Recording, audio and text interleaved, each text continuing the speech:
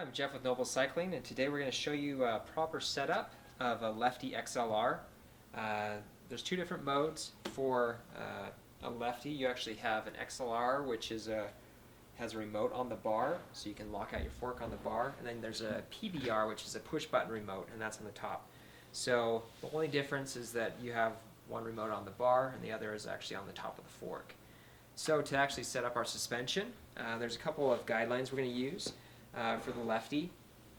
The Lefty actually does have, on some of these newer forks, it does have a little chart, depending on your weight, it will show you how to set it up.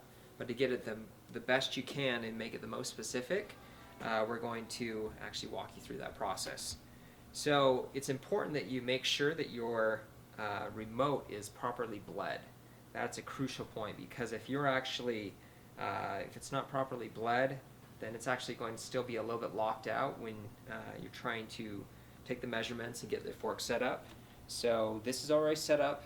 We've already bled the remote, and so we're going to activate the remote. So when you compress it, it makes it so the fork's active, decompress, and it makes it so it's fully locked out. So we went ahead and compressed it. Now we're going to push the O-ring up.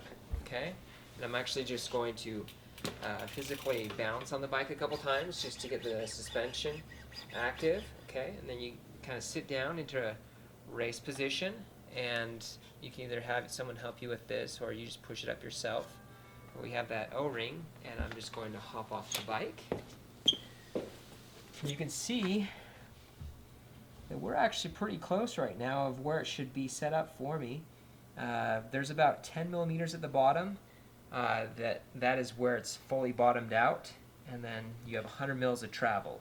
So if that looks about like 25 mils of travel, then you're all set up.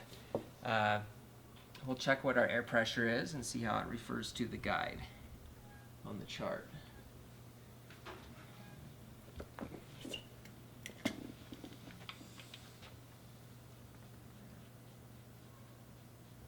Okay.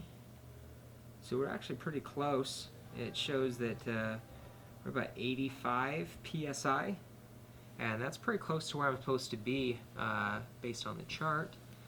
So I'm actually, since that is compressed a little bit more than 25%, we're going to put just a tiny bit of air in there.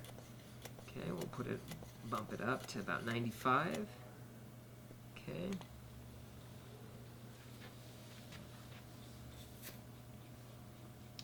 You're also going to lose just a tiny bit of air every time you take the shock pump off.